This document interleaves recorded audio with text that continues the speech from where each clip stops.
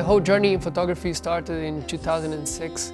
I did a trip around Brazil and I stayed for 45 days in the countryside, running through the São Francisco River. That's the longest river in Brazil, only photographing people. I entered everyone's house and asked them, are you Brazilian? Can I get inside of your house? Can I take a portrait of your family?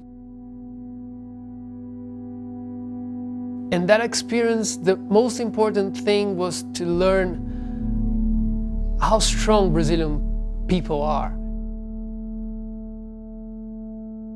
How amazed they can receive you and treat you even though they don't know you. And in that moment, I felt really connected with the art of photography and how I could manage to use that tool to connect with people. I was mostly looking for a texture. Texture of the skin, a texture of the skin tone. So I came back with those images, kind of a way I was taking part of Brazil inside of my computer and thinking that those images could, in a way, transform how we felt about people that we don't know. Because when we live in the big cities here like São Paulo or Rio, we do not really connect with the countryside. And after that trip, I came back to São Paulo and everyone told me, man, you should really work with photography because you have something here. It's natural and you already have a signature. So I came back to São Paulo and I really decided to put together a studio.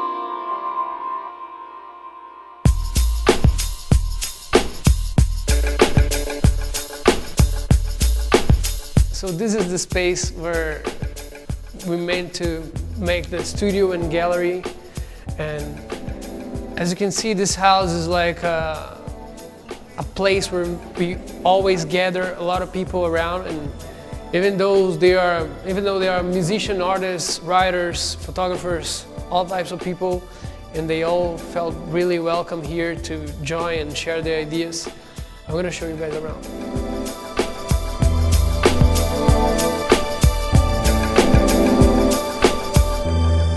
Here in the back is the place where we call the gallery and where all the shows happen. And in this space, we try to bring as much content as possible to tell a story. So now we have Donald Boy exhibition here. In the beginning, this space was only with my work to show out. So after a while, I just realized that it was just too sad to be only with my work here in the walls. And I decided to give the opportunity for other photographers to show their things here too. So up here we have the archive. The archive is a space where we receive all the collectors and architects and people that want to know something about the artists of the gallery. And we always have everything shown here, so it's really easy to find any kind of photography you want or pictures or frames.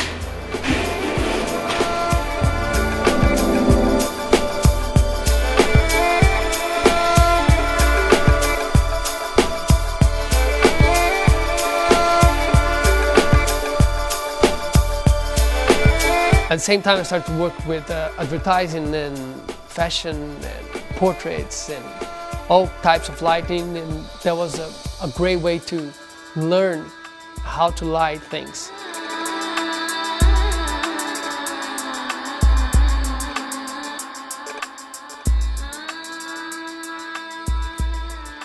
One day a friend of mine was really in the early days of the studio. A friend of mine called me to do a photography with paint. I didn't have a clue of what type of paint to use or how we're gonna manage it. So I went to the closest place to the studio and asked the guy. The guy had like tens of thousands of types of paints and everything. And I asked him what type of paint I could paint the person's body. And he told me that gouache. Gouache was a water-based type of paint that I can use and wouldn't make any harm to the person. And when we got there, I just painted the guy full blue, the whole body, and we threw an orange bucket at his face. And this was the result of the first time I ever threw paint at someone's face. Bang.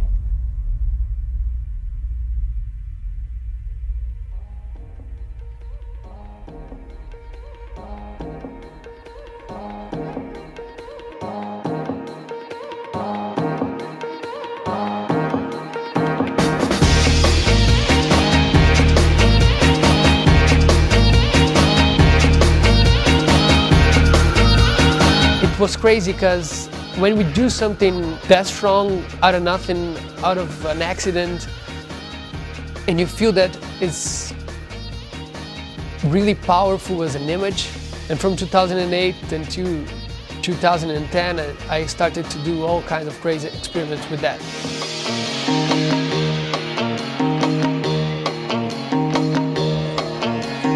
Celebrities from Brazil wanted to be part of this project, and they gave me a shout out to the press with that. So, and after that, the whole thing kind of fired up all over the world.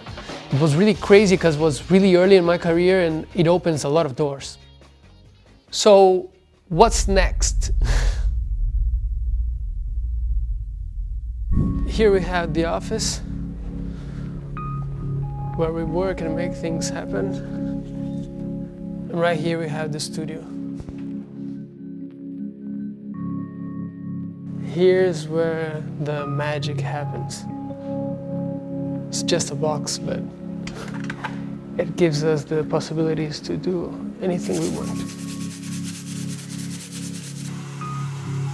One of the colors that I didn't use a lot was the white color, and I was really having a hard time to put that color into the photo shoot because it's always reflection of the light and it doesn't give that much of the depth.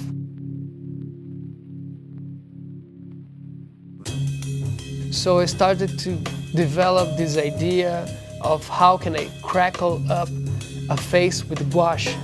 And I developed a technique that I made a person stay for 45 minutes under the gouache with a hair dryer right close to her face. And that hair dryer would make the gouache dries up. And after this mask is really thick and really dried up, I would go inside and I crack up this face with my hands. And this effect is so crazy because it looks like the person is coming out of an eggshell. I started to think about how could I bring color into that idea, and what is the place where you found the most amazing and beautiful colors? Nature.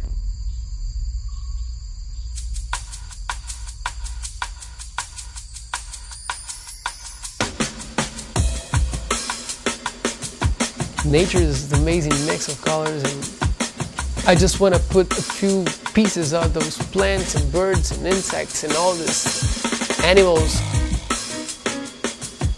I wanted to put this idea into the man's head. So the series talked about the relation with heads and nature. That was how the poetry of Naive was born. And I developed all types of crazy things.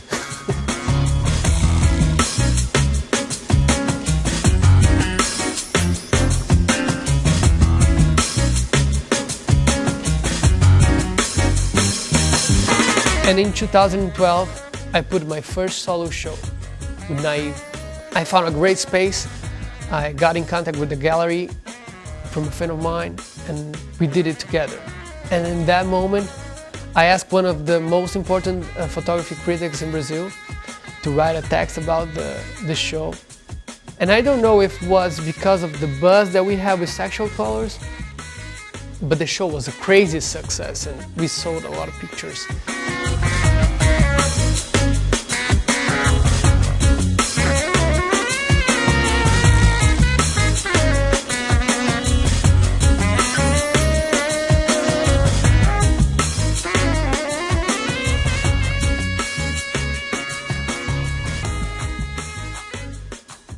And I think in that moment I discovered that I was really good in a different part of the art world, that was sell. I sold to the collectors, to the architects, to my friends, to people that was involved with my work, to people that were curious about it. That day on, I started to be part of someone's life, and it's kind of crazy when you get into someone's house, right? You make your work start to make emotional memory in that space. So what's next?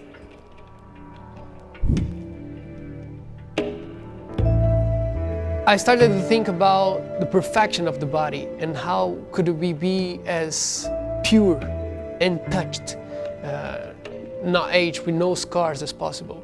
And I started to photograph every model standing in the front and a back nude and then a jump. This jump started to look like the person was under the water, kind of floating, kind of in a movement of time was really stopped there. And so everybody was really retouching every image as crazy and taking all scars and pimples and everything from people's faces. I was really confused about that.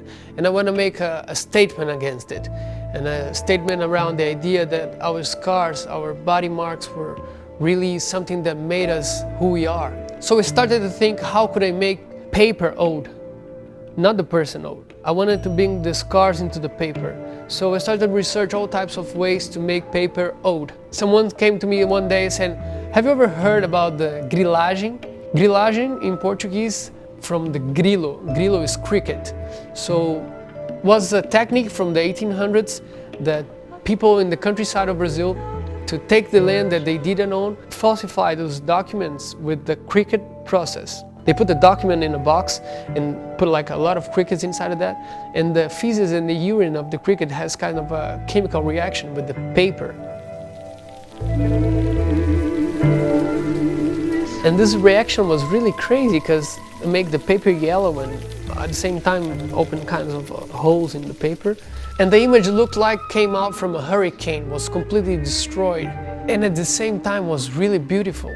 And the image had like this crazy impact. So we called that series Sans Tache. We came out of the French because we are looking at this renaissance of the man, and we were trying to bring a new man there. A man that would live with their scars, with the feeling that they have learned from that.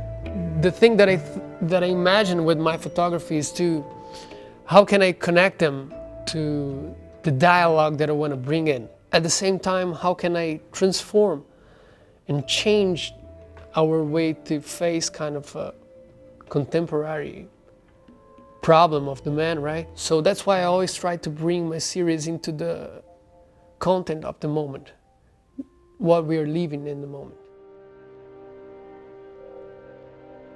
What's next, right?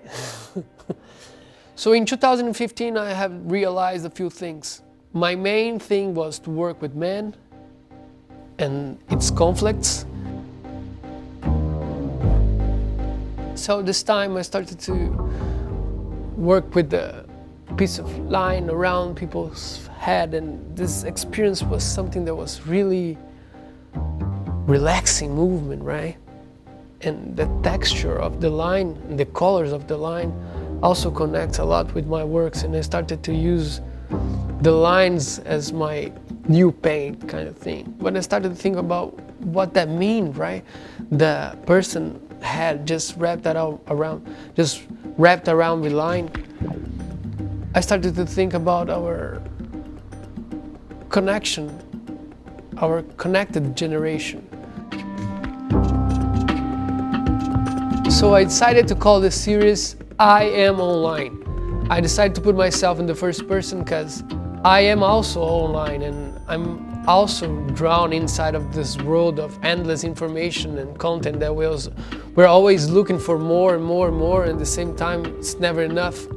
Do you know this guy? Have you seen that work? Do you heard the news? Or do you know that place? Or you're following someone that's always eating right, or working out, or traveling to the right place.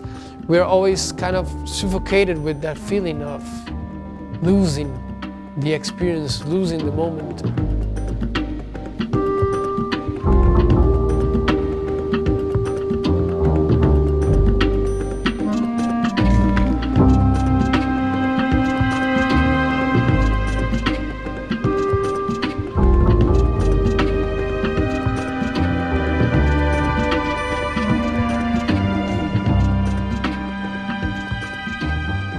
So in the meantime, while I was doing my authorial work, I started to see that all kinds of brands and ad agencies were trying to bring art close to their audience and make advertising more of an experience. I was asked by Avon, that's one of the biggest makeup brand in Brazil, to do a show with the person's face.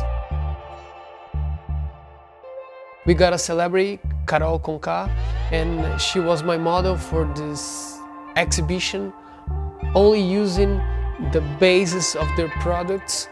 And we made a show inside of the Biennale building with the pieces printed on 7 by 5 meters high. It was definitely a different experience for me as an artist.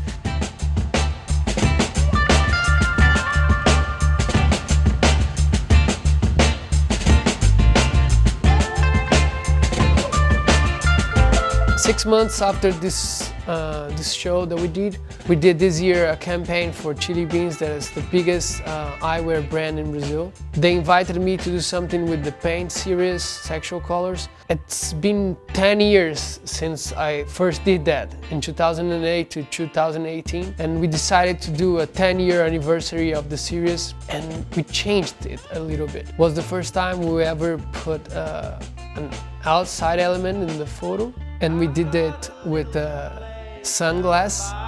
It ain't much, but it's enough for me.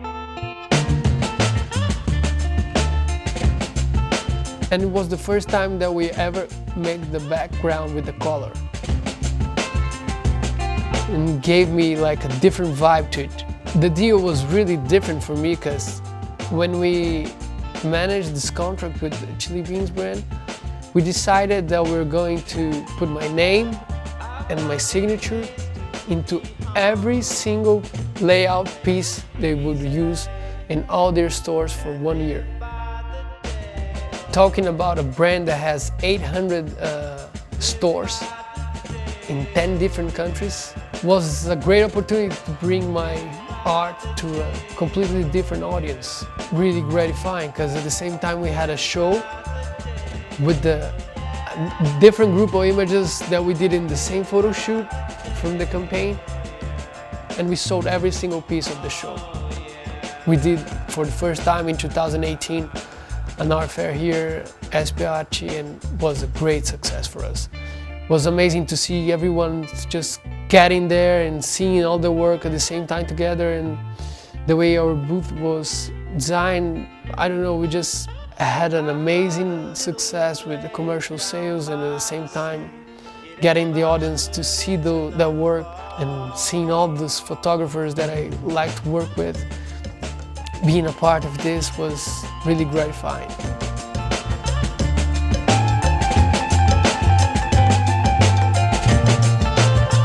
I've learned it pays to be humble, take it easy. 2018, we're looking to do Art Miami, the art fair, and we're going to do SPARTE Photo again.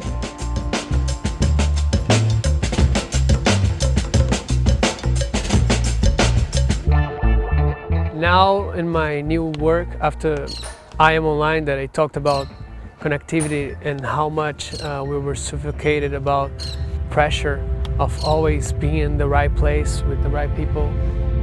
My new work invites everyone to take a deep breath and look inside.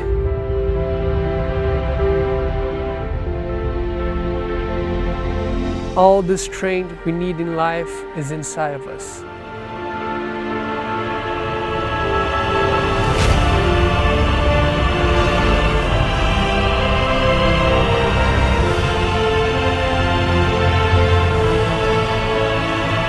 Take a deep breath and for real, feel it.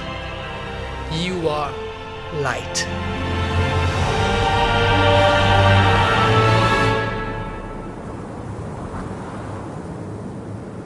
Since 2008, I've been dreaming about the idea of coming to New York with a show, and it couldn't be better, in a better place.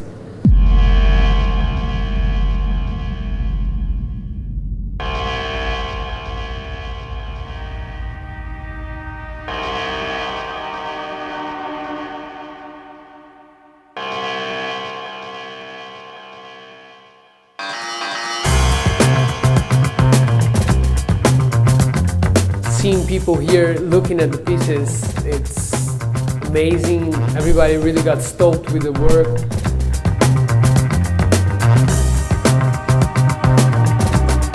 That's the good thing about dreams. they might come true.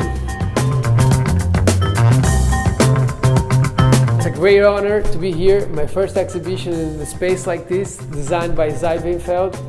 Such a great honor, and after we did it, it's definitely something that's much easier to say, but before we were really anxious about it, and I couldn't be happier. So we're finally here, day 3 of Context Art Miami, and it's definitely been a great experience.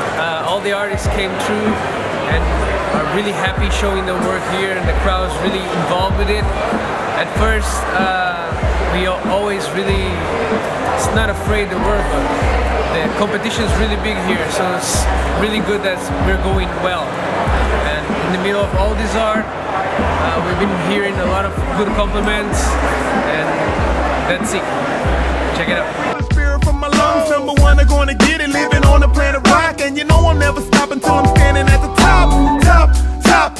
Running with the citizens, time is ticking, living in, chasing funky dividends, similar to EST. The greatest man alive, crowds go bananas every time I vocalize on the kick.